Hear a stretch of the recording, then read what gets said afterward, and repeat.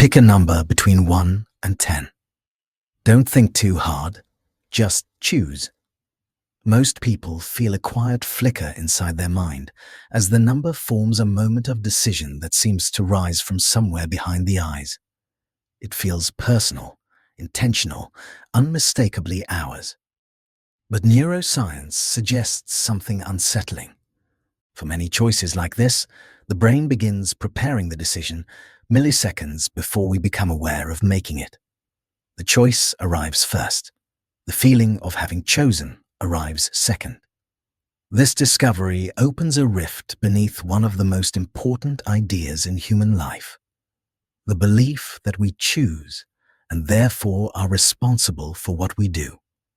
Every legal system, every relationship, every regret and triumph rests on the assumption that our choices belong to us. If the brain acts before the self appears, who or what is really in control? The debate is ancient, but in our age of neuroscience and algorithms, the question has become newly urgent. Free will is no longer just a philosophical curiosity. It is a pressure point in the way we understand ourselves, our morality, and our place in a universe governed by laws that seem indifferent to our hopes and intentions. To understand the stakes, we need to step back and clarify what exactly the question is asking. Free will, in its simplest form, is the belief that humans can make genuine choices not predetermined by prior causes, not inevitable, but meaningfully up to us. It's the sense that when you lift your hand, you could have chosen not to. That when you speak a word, you could have stayed silent. The idea is woven into the way we talk about identity. My choices define me. Determinism is the opposing view that every event, including every thought, feeling, and action, is the consequence of prior events. In a deterministic universe, if you knew all the forces at play, every outcome would be predictable. Every heartbeat, every impulse, every belief flows from an unbroken chain of causes, stretching back before you were born. The tension is simple to state and impossible to escape. Are we autonomous agents, or are we the unfolding of forces we do not control? What makes this question so gripping is that both sides feel true. We experience ourselves as agents steering the ship, yet we also know we are shaped by biology, upbringing, environment, and unconscious processes. The human mind is drawn to the idea of choice. It feels empowering, meaningful, even sacred. Believing that we choose strengthens motivation and anchors our sense of identity. Without it, the world can feel mechanical and cold, as though we are passengers in our own lives. Yet cognitive science shows that decision-making is not what it seems.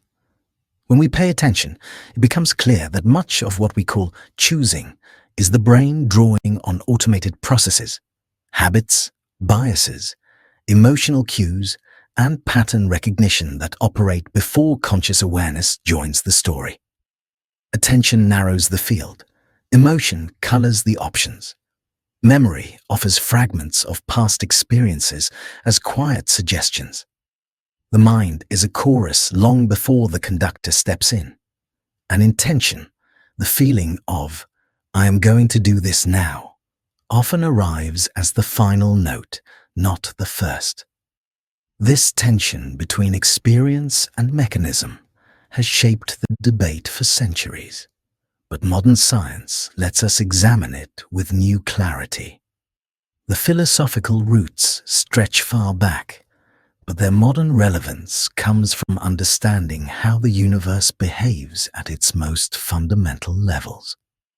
Physics tells us that the world behaves according to laws, patterns, and predictable interactions. Planetary motion follows equations. Chemical reactions follow rules. Neurons fire in response to electrical and biochemical forces. In this view, your decision to pick the number 7 was not a free-floating event. It was the product of neural pathways sculpted by childhood, genes inherited from ancestors, the mood you happen to be in, and the subtle priming of numbers you've encountered today. Given perfect knowledge of all these factors, your choice might not look like a choice at all. It might look like the only possible outcome. Genes shape temperament. Environment shapes expectations. Experiences shape habits. And habits shape decisions. But genetics is not destiny, and physics is not the whole story. Complexity matters. Human brains are not simple machines running static programs. They are dynamic systems shaped by feedback, plasticity, culture, and imagination. Even if the universe is deterministic at the atomic level, it does not follow that our conscious experiences are irrelevant. The way we interpret events, the way we anticipate the future, the way we reflect and imagine these, create new causal forces of their own inside the brain. Still, the philosophical idea of determinism becomes freshly electrified when we encounter the discoveries of neuroscience. One of the most famous experiments conducted by Benjamin Libet in the 1980s asked subjects to perform a simple task: flex a finger whenever they felt like it. A clock monitored the moment the person became aware of choosing to act. Electrodes measured the brain's readiness potential, the neural buildup that precedes voluntary movement. The startling result: the brain's readiness potential began rising hundreds of milliseconds before the participant reported the conscious intention to move. The brain acted first. Awareness followed. The interpretation has been debated for decades, and newer studies have refined the picture. But the core insight remains. Unconscious processes begin shaping actions before conscious intention appears. The feeling of choosing may be the brain narrating an action already underway. This does not prove we lack free will, but it complicates our understanding of it. If intention is a story created after the fact, what exactly is the self that claims ownership of the decision? Neuroscience shows that the brain constructs agency, the sense of being the author of one's actions, through a combination of prediction, correlation, and coherence. When the brain predicts a movement, sees it executed, and finds no conflicting signals, it generates the feeling of, "I did that." When those signals don't align, agency dissolves, as in cases of involuntary movements or neurological disorders. The experience of choosing is not a direct window into a metaphysical soul. It is a model the brain builds, moment by moment, to maintain coherence in a world of overwhelming complexity. Some philosophers argue that free will can coexist with determinism, a view called compatibilism.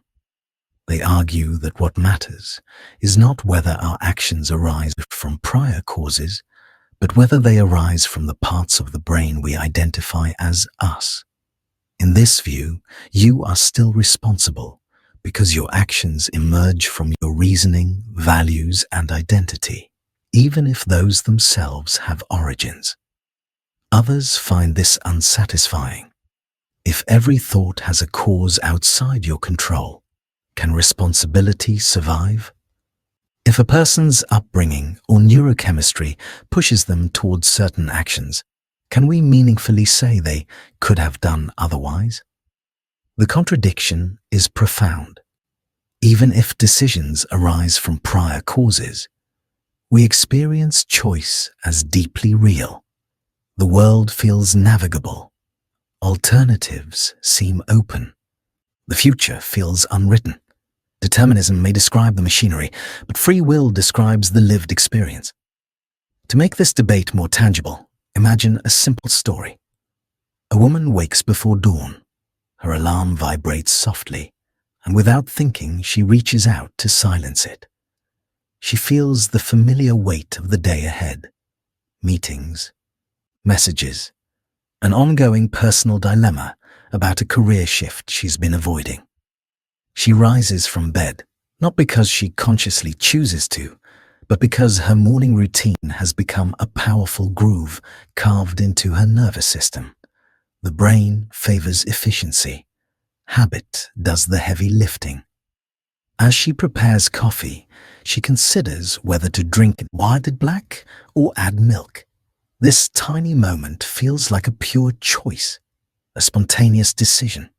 Yet, inside her brain, taste preferences built from years of experience shape her inclination.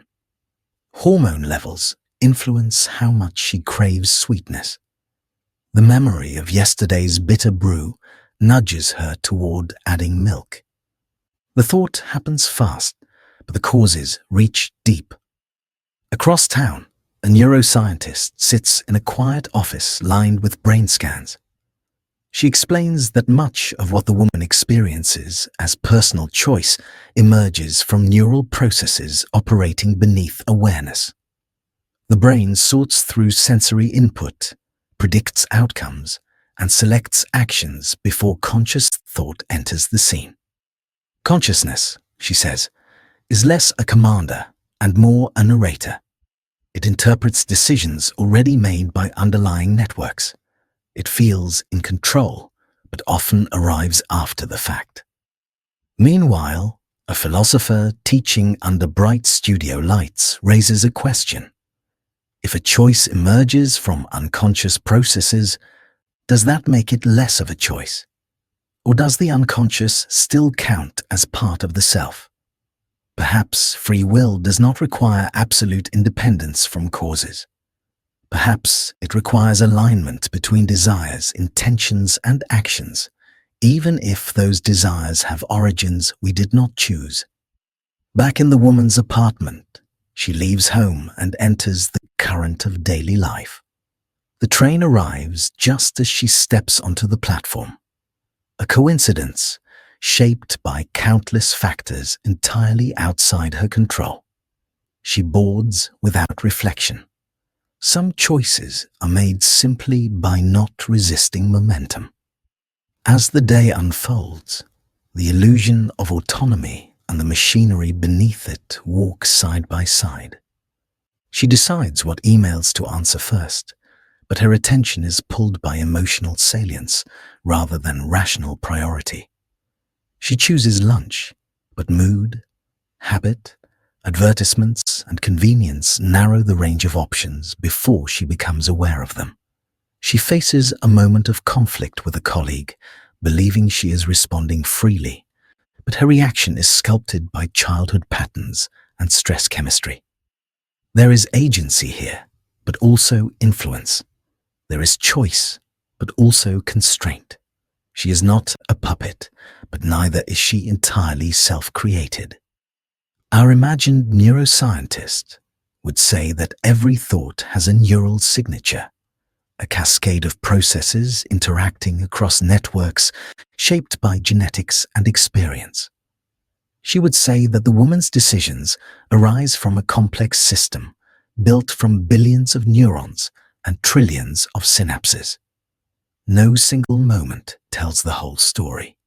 Each choice is the product of a lifetime.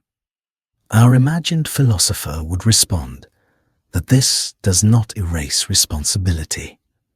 Responsibility is not about metaphysical freedom. It is about how actions align with values, intentions, and understanding. Even if the woman's brain follows natural laws, her identity, her goals, hopes, and reflections matters. These are the internal forces that shape behavior in meaningful ways.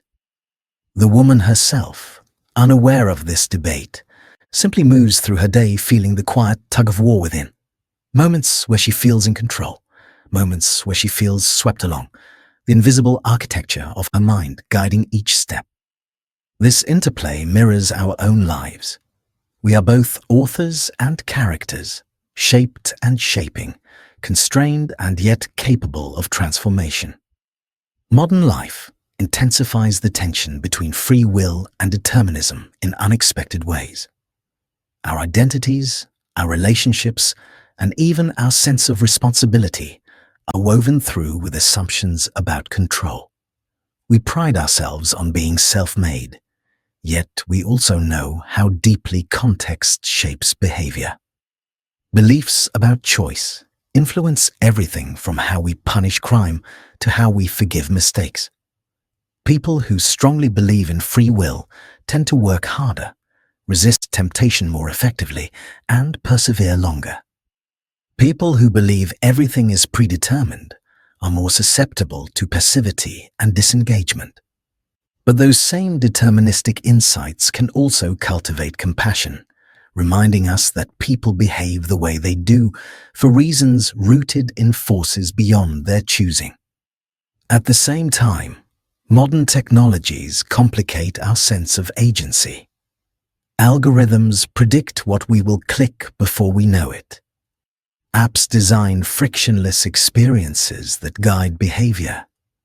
Nudges shape choices subtly, influencing how we spend, eat, vote, and even date. The environment has always influenced us, but now it has become intelligent, adaptive, and precise.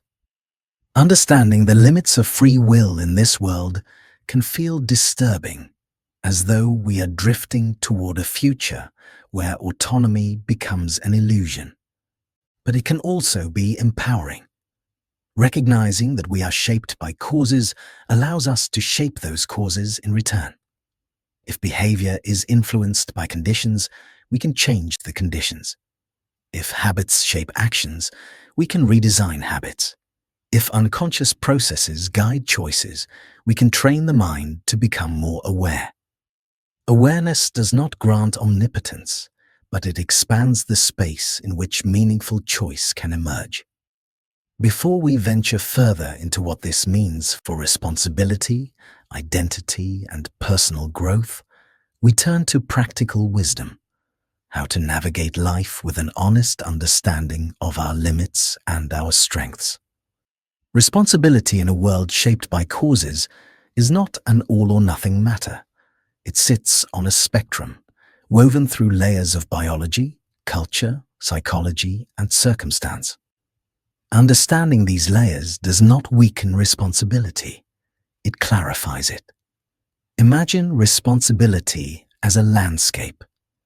At one end are forces we never chose: genetics, early childhood, socioeconomic conditions.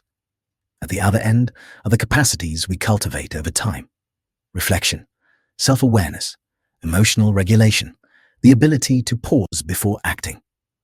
Between these two poles lies the terrain where most of life happens.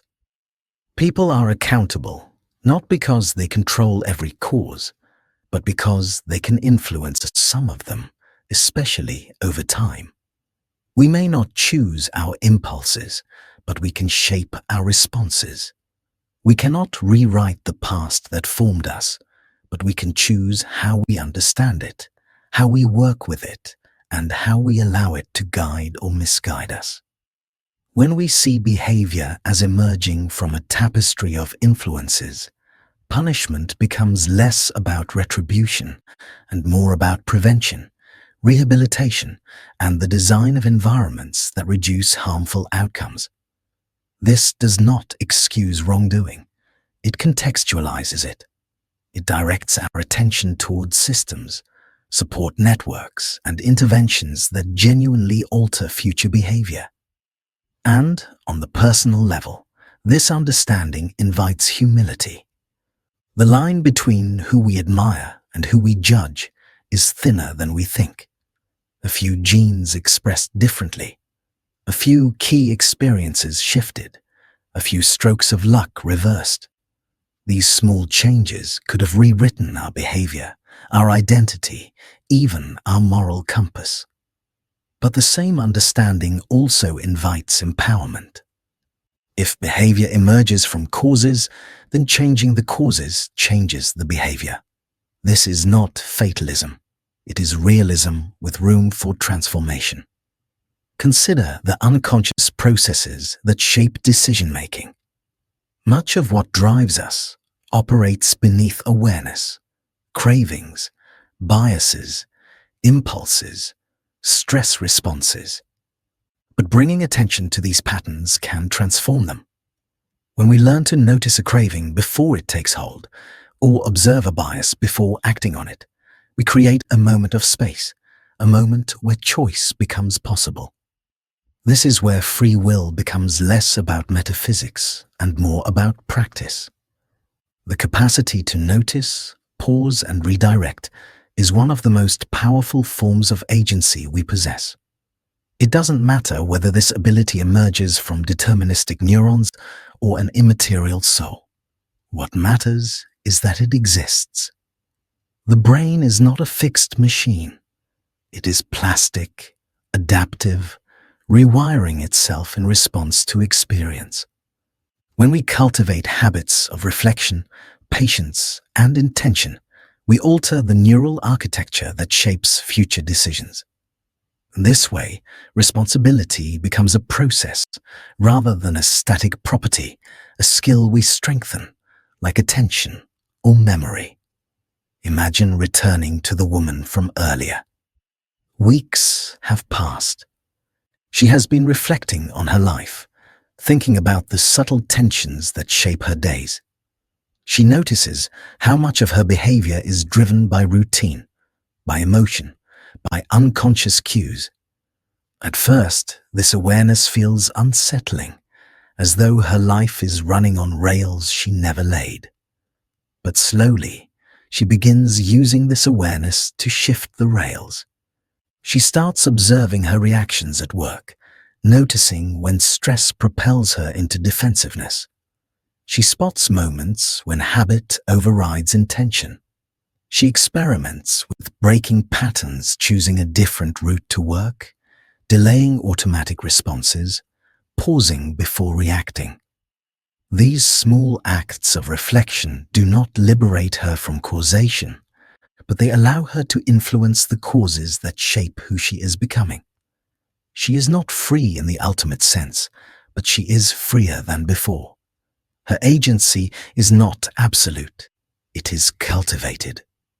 This blend of humility and empowerment is at the heart of what modern science can teach us about control. Yet the question remains: if the universe follows laws, and if the brain acts before awareness, why does choice feel so deeply real? One answer lies in the architecture of consciousness.